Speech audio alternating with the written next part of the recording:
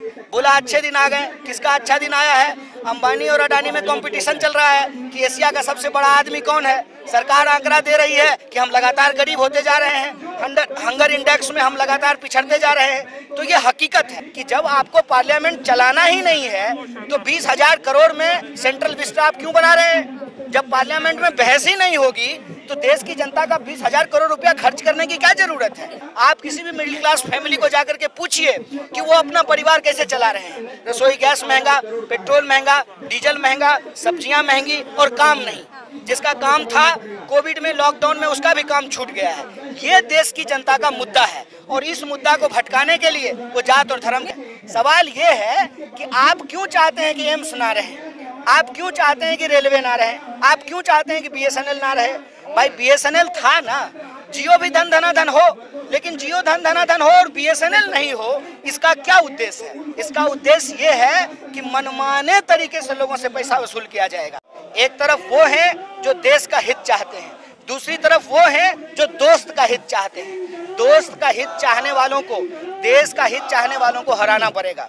एक तरफ वो लोग हैं जो बचाना चाहते हैं, दूसरी तरफ वो लोग हैं जो बेचना चाहते हैं। तो ये जो बेचने वाले लोग हैं, जिन्होंने अपना ईमान ऑलरेडी बेच दिया है, उनको चुनाव में हराना पड़ेगा। कन्हैया, पहले तो आपसे सीधा सीधा यही सवाल है कि देश का जितना भी वर्ग है, लगभग मजदूर वर्ग हो, किसान वर्ग हो, सभी सड़कों पे है इस वक्त। लेकिन सरकार जिस तरीके से निजीकरण की ओर अपना ध्यान बढ़ा रही है, जब 1969 में जब सरकारों ने राष्ट्रीयकरण किया था बैंकों का, तो कुछ सोच के किया था कि जनता का विकास होगा, जन जन तक पहुंचेंगे।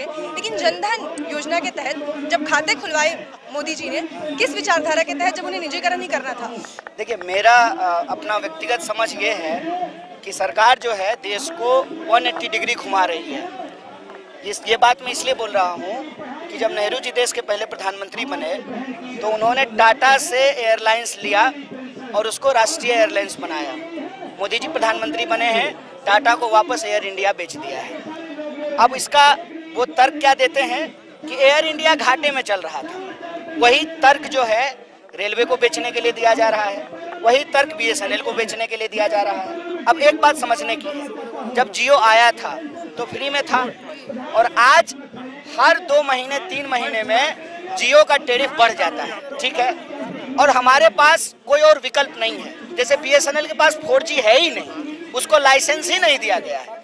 BSNL पहले सबको लाइसेंस देती थी, अब BSNL के पास भी 4G का लाइसेंस नहीं है। मतलब कि राष्ट्रीय संपत्तियां जो हैं, जो सरकारी संस्थान हैं, उसको बेच दिया जाए। जो ही उसको बेच देंगे तो जो निजी संस्थान है उसकी मोनोपोली स्थापित हो जाएगी। फिर जनता मजबूर है, आप हम तमाम लोग वही चीज़ इस्तेमाल करने के लिए मजबूर हैं। जब राष्ट्रीय बैंक नहीं बचेंगे तो स्वाभाविक रूप से निजी बैंकों की मनमानी होगी। निजीकरण को हम लोगों को इस रूप में समझना चाहिए कि निजीकरण अगर ज़रूरत है, जैसे शिक्षा के क्षेत्र में सरकारी स्कूल भी होते हैं, प्राइवेट स्कूल भी होते हैं, सरकारी बैंक भी होते हैं, प्राइवेट बैंक भी होते हैं, लेकिन ये सरकारी बैंक को पूरी तरह से बेचा क्यों जा रहा है? ताकि लोग प्राइवेट बैंक में जाने के लिए मजबूर हैं। जबकि इस देश की एक बहुत बड़ी आबादी है जो सरकारी चीज़ों पर निर्भर करती है, जैसे सरकारी रेलवे, सरकारी BSNL, सरकारी अस्पताल, एम्स। उनके सामने ये विकल्प ही ना रहे, उनको मजबूरी में प्राइवेट बैंक में ही जाना पड़े। अब आप प्राइवेट अस्पतालों की हालत जाकर के देख लीजिए, लाश नहीं दी जाती है घर वालों को। अगर वो गरीब हैं, अगर वो पेमेंट नहीं कर पा रहे हैं तो डेड बॉडी नहीं दी जाती है।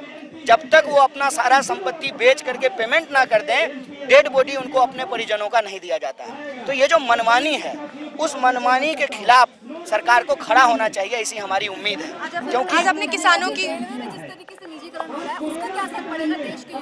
देखिए, सबसे पहले तो कोई भी चीज़ का निजीकरण होगा तो बेरोजगारी बढ़ेगी, उसमें जो है रोजगार को कम किया जाएगा। आप जानते हैं कि प्राइवेट सेक्टर में सबसे ज़्यादा श्रम कानूनों का उल्लंघन होता है। 8 घंटे का कानून है, 16 घंटा आपको टाई लगा करके काम कराएगा और बैठने के लिए कुर्सी ऐसे देगा कि आपको नींद ना आए, और ऑफिस में जो है फ्री का कॉफ़ी रहेगा बिना दूध का। ताकि जो है आप गरम गरम कॉफ़ी पीते रहें और 8 घंटे के बदले 16 घंटे काम करते रहें। तो वर्क फोर्स जो है उसको हमेशा कम किया जाता है, एक बात। दूसरी बात, किसी चीज़ की कोई गारंटी नहीं होती है। अगर आपके पास सरकारी काम होता है तो इस बात की गारंटी होती है कि हमारा पूरा जीवन जो है अब इससे व्यवस्थित हो चुका है।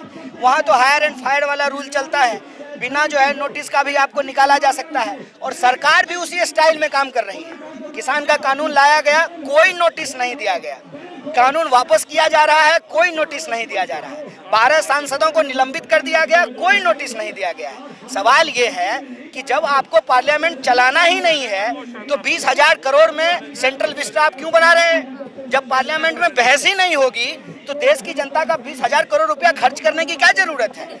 ये देश के युवाओं को समझना पड़ेगा कि सरकारी संस्थान हमारे भविष्य को सुरक्षित रखते हैं। सरकारी संस्थान भी रहे, निजी संस्थान भी रहे, लेकिन सरकारी संस्थान को पूरी तरह से बेच करके निजी संस्थानों को खड़ा किया जाए, इसकी क्या जरूरत है? लेकिन कन्हैया कहा कि सरकार जिससे डरती है उसी से डराना चाहिए, किसान आंदोलन का लेकर, तो आप कहना क्या चाहते हैं? हम कहना ये चाहते हैं कि हम बैंक कर्मी हों या मजदूर हों या किसान हों या रेलवे में काम करते हों, हमारे पास भी वोट है।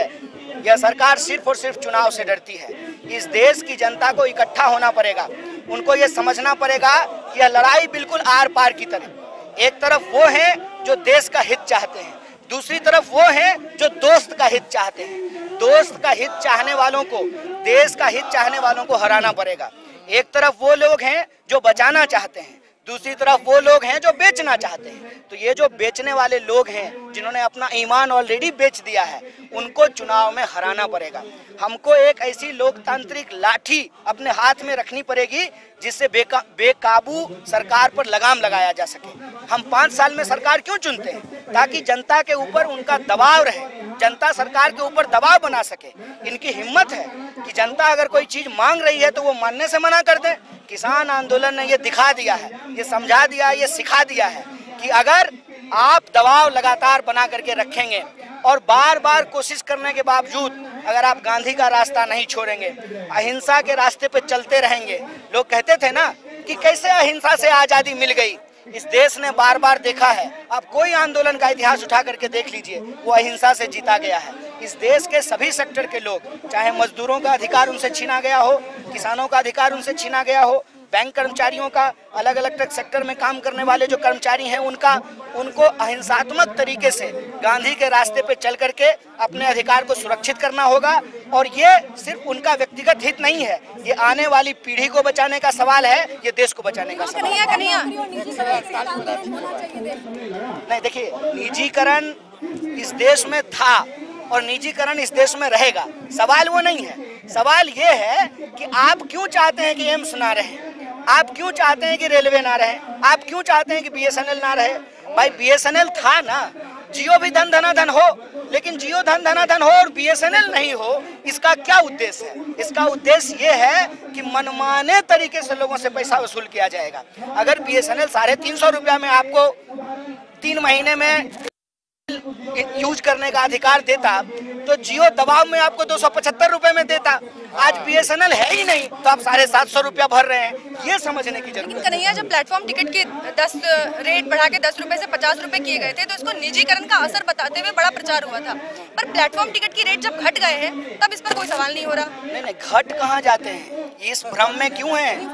हम एक बात, कहाँ कम होता है? देखिए, 10 बार जो है 5-5 रुपया बढ़ा करके पेट्रोल का दाम, आप एक बार 5 रुपया घटा करके फिर बाजा बजाना शुरू कर देते हैं, घटा दिया घटा दिया घटा दिया।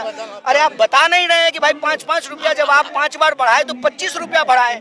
25 रुपया बढ़ाने के बाद जो आपने 5 रुपया कम किया, हम तब भी 20 रुपया ज्यादा दे रहे हैं ना। आप मुझे बताइए कि रसोई गैस की कीमत 365 रुपए थी, आज लगभग 1000 रुपया है, तो कहाँ से इन्होंने कम कर दिया है? ये एक प्रचार का तरीका है और मैं कहता हूँ कि ये सरकार पूरा का पूरा प्रचार पे चल रहा है। अब की बार प्रचार की सरकार। हकीकत में आप जाकर के देखिए, आप किसी भी मिडिल क्लास फैमिली को जाकर के पूछिए कि वो अपना परिवार कैसे चला रहे हैं। रसोई गैस महंगा, पेट्रोल महंगा, डीजल महंगा, सब्जियां महंगी और काम नहीं। जिसका काम था कोविड में, लॉकडाउन में, उसका भी काम छूट गया है। ये देश की जनता का मुद्दा है और इस मुद्दा को भटकाने के लिए वो जात और धर्म के झगड़े में लोगों को फंसाते अभी भी बीजेपी के नेता कहते हैं कि महंगाई, बेरोजगारी, ये मुद्दा अभी भी, इससे ऊपर भी अभी राष्ट्रीयता है, राष्ट्रवाद का मुद्दा है, मंदिर का मुद्दा है, धर्म का मुद्दा है। अभी भी वो ये बात कह रहे हैं। देखिए, वो तो यही कहेंगे ना, वो तो ये नहीं कहेंगे कि भाई बेरोजगारी बढ़ गई है। लोग अभी भी वोट करेंगे।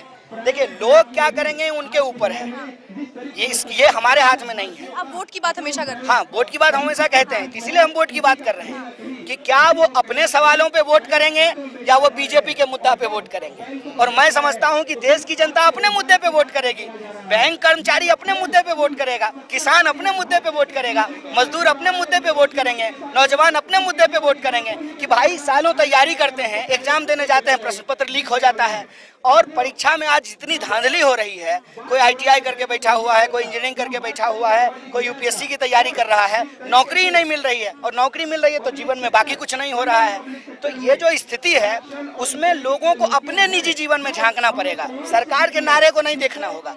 उनके निजी जीवन में क्या हुआ है, बोला अच्छे दिन आ गए, किसका अच्छा दिन आया है? अंबानी और अडानी में कंपटीशन चल रहा है कि एशिया का सबसे बड़ा आदमी कौन है। सरकार आंकड़ा दे रही है कि हम लगातार गरीब होते जा रहे हैं, हंगर इंडेक्स में हम लगातार पिछड़ते जा रहे हैं। तो ये हकीकत है, हमको अपने जीवन में झांकना पड़ेगा और हमारा जो मुद्दा है, इस देश के आम जनता का जो मुद्दा है, रोजी रोटी, कपड़ा, मकान, शिक्षा, स्वास्थ्य, सड़क, बिजली, पानी, उस पर मतदान करना पड़ेगा। और सरकार को ये सिखाना पड़ेगा कि हमने आपको उम्मीद से वोट दिया था, आपने हमारे उम्मीद पे वोट को पूरा नहीं किया, इसलिए हम आपको कान पकड़ पकड़ के गद्दी से हटा रहे हैं। और ये सबक होगा दूसरी सरकारों के लिए कि आप जो वादा करते हैं उस वादों को पूरा करें।